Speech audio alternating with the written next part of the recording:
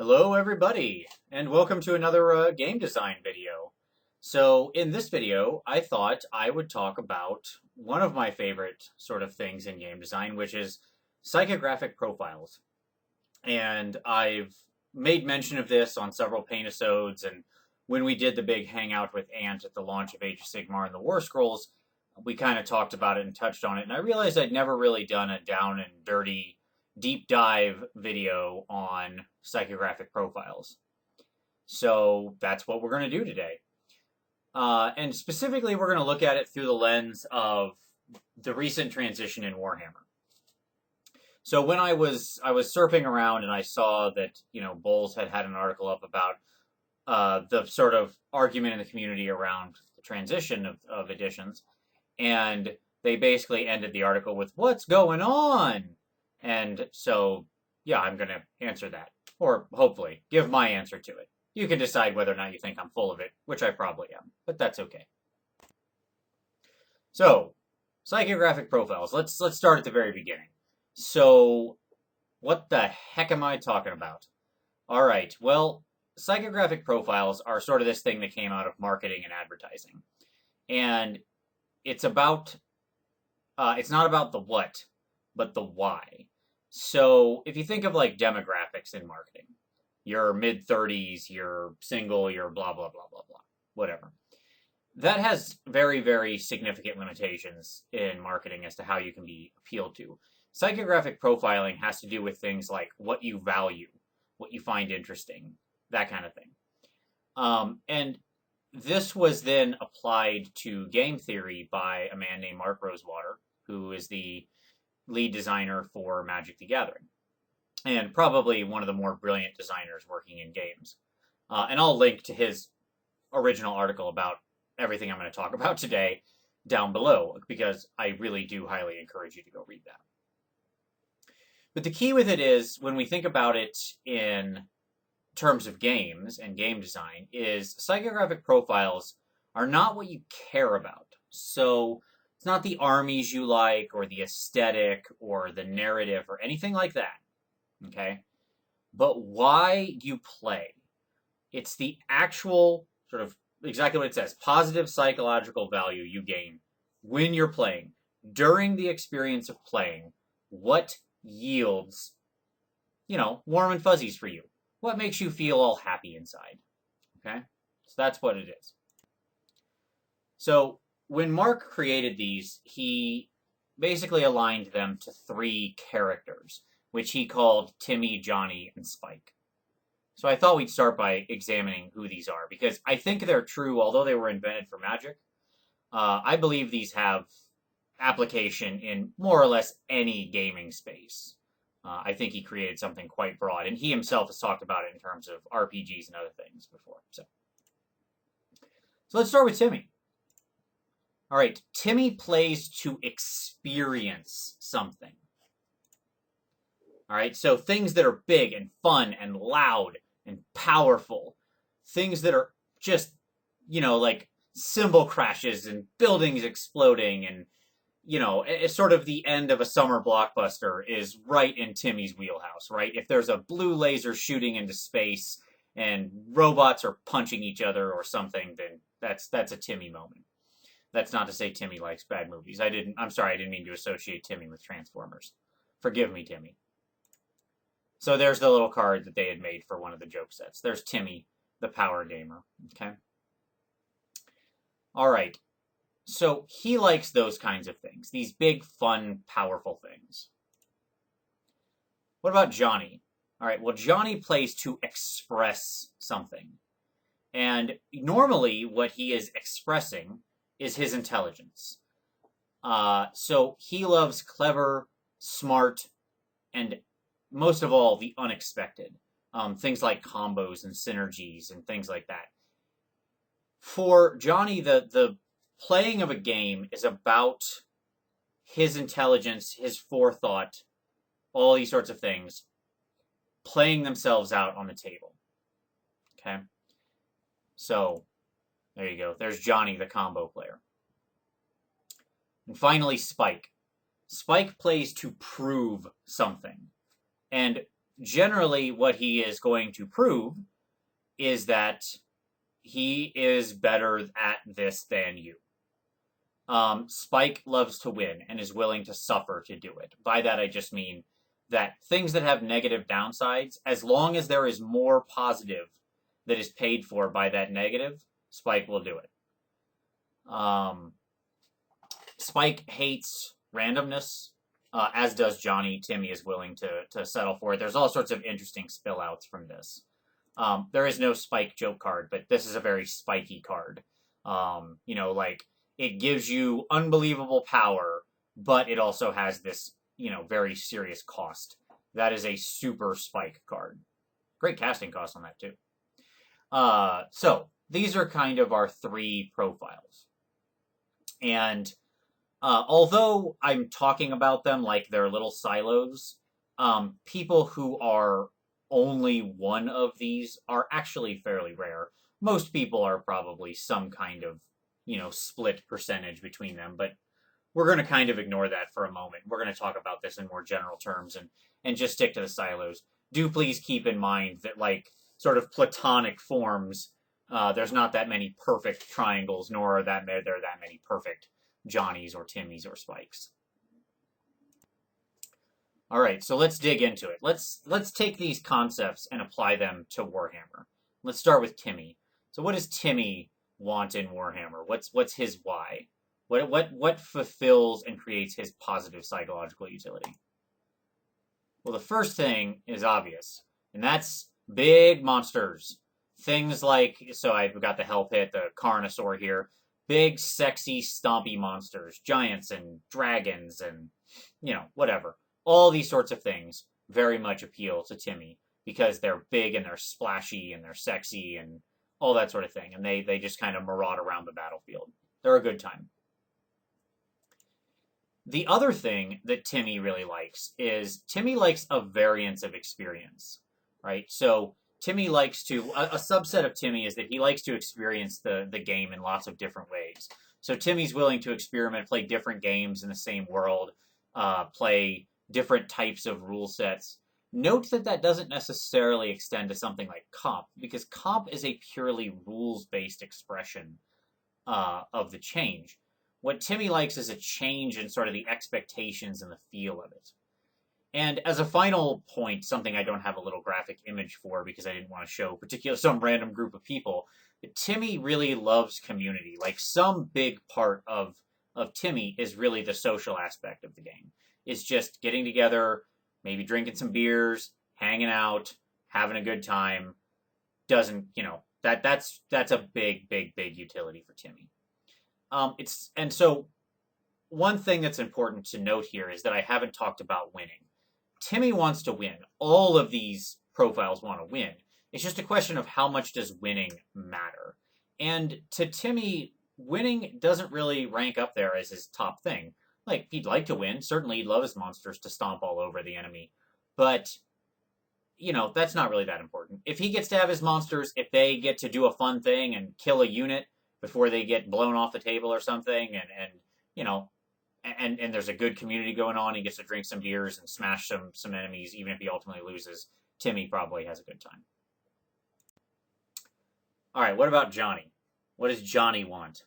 All right. Well, Johnny likes things like this. Johnny likes a very sort of tactical setup where he has to consider pre-planning and how units are arranged and how matchups are going to happen, right? The entire sort of setup phase, if you think about it in terms of 8th edition, was an expression of Johnny's intelligence, because the units being in the right place to pick the right matchups and things like that, that's a very Johnny thing. Here's a nice little comic about rules and the large amount of rules. Johnny doesn't mind a large amount of rules. He likes rules that have sort of corner cases or exceptions or unusual consequences. So if we think of, like, here's a very simple example. Nowhere in the rules of say, 8th edition Warhammer does it talk about chaff or the value of chaff. It's not a thing. You can't go look that up. But chaff is certainly is a big part of the game. And that itself, the consequences of sticking one small thing in front of a big block of troops and forcing them to turn in another direction where they can't overrun where they want, or frenzy baiting them off, that's a very sort of Johnny thing, right? Because there's nothing logical about it. There's no experience in the world that matches that. But the rules have structured it that way, and Johnny likes, using those rules in an advantageous fashion on the tabletop.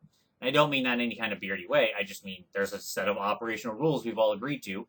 Johnny wants to use them to the best of their ability. Why Beastmen? Johnny loves things like Beastmen or Bretonia, things like that. Underrated things. So an interesting aspect of Johnny's personality, of proving your intelligence, is taking subpar things and doing really well with them. So if we think of things like the Beastmen or Bretonia in 8th edition, who were fairly underrated armies or underwhelming armies, however you want to say it, they weren't too good. They're a great army for a Johnny, because if Johnny takes a subpar thing and beats you, that alone right there has proven his skill, right? Even if he does well with them, but doesn't necessarily win, if he gets to a draw or gives you a good challenge, he's overperformed. Okay. And finally, list building. Oh boy. Because if there was ever an expression of sort of pre-game intelligence, list building is it, right? So Johnny loves to really work a list to get into the nitty-gritty of a comp or a setup and just build and critique and change and just sort of sharpen the knife of the perfect list. So again, when I say all this, it might sound like Johnny really wants to win, and certainly he does, but Johnny's willing to accept a loss if he feels like he gave a good game, if he feels like the plans that he made came to fruition to some degree or another, right? And if he was able to sort of prove and have certain things he had planned for come together, okay? So here's an easy example of where Johnny doesn't want to win. If, take an 8th edition game, if at the top of the round, we're at the top of turn 1, Johnny's opponent throws 2 or 3 dice at a spell, miscasts, and sucks their wizard down the hole, blows up their most critical unit, right? And Johnny wins because of that. Johnny doesn't feel good about that win. That's a bad win for him, because he didn't do anything. He didn't earn that victory, right? That was just complete luck. And it had nothing to do with any expression of Johnny's intelligence. Okay. Finally, Spike. All right, so what does Spike want? Well, Spike likes to innovate, and he's always looking for the thing that is the best. So, not just things that stand alone. I've got here the Demigryphs, which are certainly a great unit. That is a spiky Spike unit if there ever was one in 8th edition terms. But Spike really likes things like innovating lists. So you think of like the Silverhelm big cav bus when that sort of came around, or the one-up armor wall. These things just didn't spontaneously exist, right? And if you look back, if you trace back far enough in people's battle reports, you'll see that these things weren't around or didn't exist, even though they probably could have. But Spike likes to sit at the front of the meta and always be tinkering and finding out what is the hardest, best value. Things like our little Demon Prince of Nergal. He's a good friend to Spike, right? Just an absolute stomper on the table for a relatively efficient points cost. This is a very Spike unit, okay? But there's something deeper than just winning. Certainly Spike wants to win, but the way Spike might be able to tolerate loss is if Spike plays a perfect game. So that is to say, if Spike loses a game, but knows that he did everything as well as he could have, and yet still lost. In other words, it was the dice, or just the matchup was bad, or something like that. Spike is there's a subset of Spikes that are still going to be perfectly okay with that. Winning is generally first, and they want to win, and Spikes want to use the best and most efficient route to get there, but they want to do it in the best way possible. So Spikes like playing a clean game where they don't make mistakes, because that then says they're less of a player in their head. Again, nobody is this perfect platonic form, right? We all have shades of these, and some of us may lean more one direction or the other, or whatever. And I encourage you perhaps a lot to think about this, because thinking about it can really help sort of get the idea in your head of what's going to be the best type of, or what's going to give you the best experience on the table. So let's return back to my original subject, which was psychographic profiles and this sort of transition between 8th edition and the Age of Sigmar. Because I think once you understand psychographic profiles, you very easily understand the fury in the community. In the end, I don't think it's about the world or the story being changed. I don't think, or as much. I think that's a problem. I don't think it's about even necessarily the rules themselves changing. I think people are quite willing to put up with rules changes. They'll complain, but if the new rules work, it will go away immediately. So if you think back to the transition between 7th and 8th, there were plenty of fairly impactful rules changes, Steadfast and Step Up and things like that. But for the most part, those rules worked, and the game still suited the same psychographic profiles. So the people for whom that was a real breaker issue just kind of faded away, but the game itself continued, and the fury died down. But here, I think, when we look at the transition between these two through the lens of psychographic profiles, we're going to see something very different. So let's talk about 8th edition. Some of the hallmarks for me. It was a very rules-heavy edition with corner case exceptions and a high reward for rules mastery. What do I mean by that? All right, let me get a very concrete example on you. Think of challenges, okay? The way challenges work. Knowing how and when to challenge, when to let your opponent challenge, when that can wall you off from being able to attack, these can have huge game-swinging consequences, right? Over what is effectively incredible minutia in the rules. Like, people could play 100 games and never run into this situation. And then suddenly a whole game could turn on it. And it can be very easy to forget things like that. And there's quite a few examples of this sort of thing. Challenges are a particular sort of nit of mine in 8th. But that's just an easy example. Weird situations of wheeling and who wheels and, you know, when you can reform and how you reform and how much you can change ranks and how far those models can go.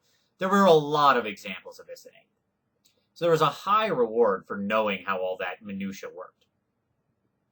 In addition, there was a lot of variance in the quality of units. Some units you could read and were just bad, sort of prima facie. You could look at them on the page and go, that's terrible. So take the Gorgon, for example. When viewed through 8th edition terms, you're like, 275 for that? Nope, garbage. Some units were bad, but you only learn that through play experience, right?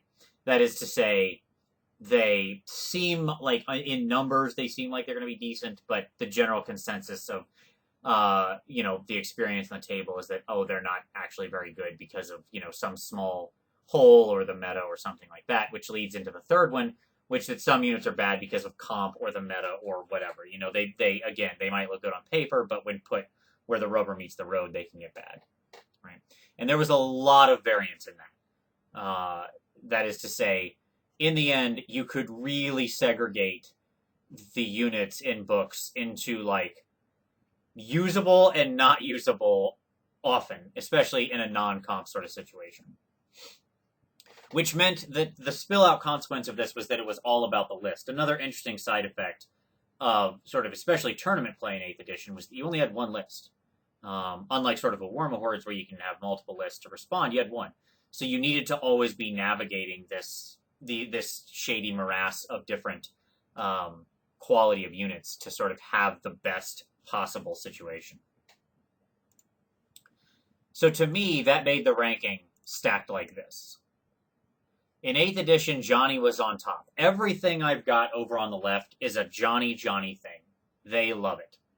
Now, most of those things are pretty good for Spike, but here's what I'll say about it.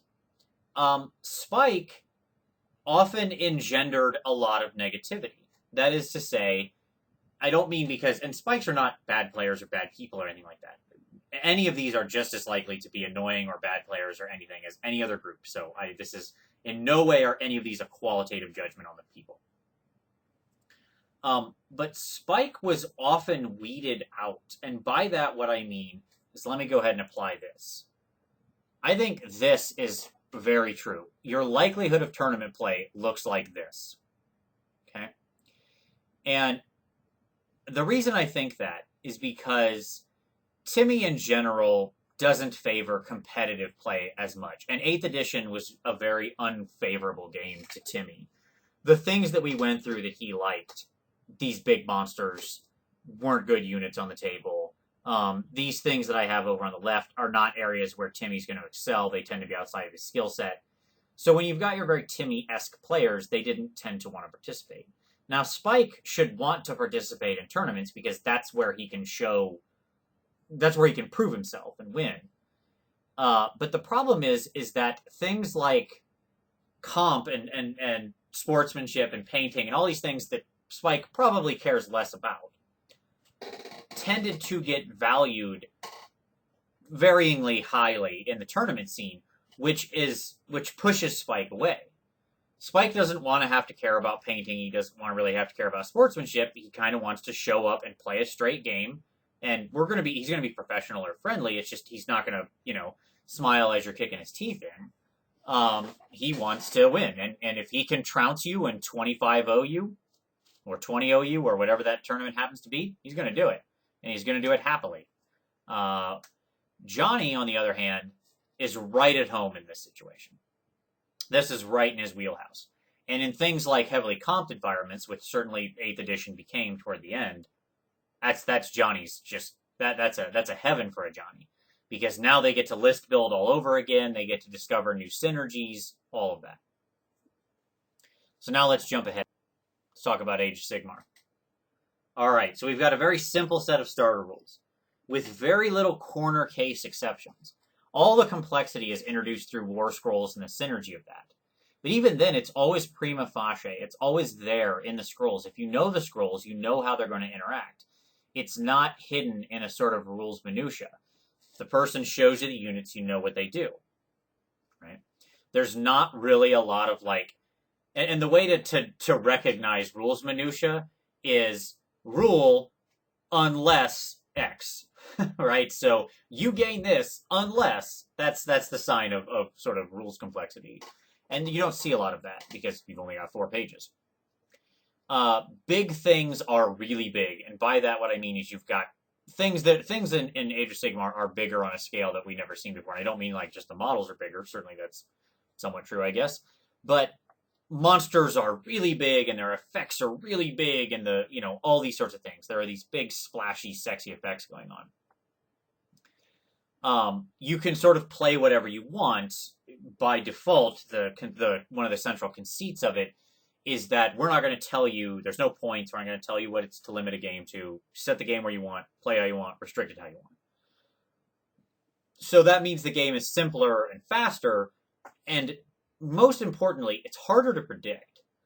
One of the interesting things about Age of Sigmar is that it's a very unpredictable game, because even under comp situations, things tend to be fairly even, and a lot of things come down to dice, meaning that, it's really, and there's a lot of different variables going on, so prediction becomes difficult. So what does that mean? That means that the chart now looks like this. So it inverted. Age of Sigmar is the age of Timmy. It's the age of Timmar. Because in this world, all of these things speak to Timmy, right? He gets to play as big monsters, and they're very scary. He doesn't have to worry about list building. Most of his units are probably pretty good and have a fairly obvious synergy. He doesn't need to be like Johnny, where he really needs to think carefully about the way units interact. It's sort of printed on the sheet. Use A with B. Okay, cool. I'll do that. And Timmy likes that. Whereas Johnny, this is not a world that he wants to see. This is everything that Johnny loved about the old world from this perspective is gone. I don't mean the old world like old Warhammer world. I mean the old world of rules.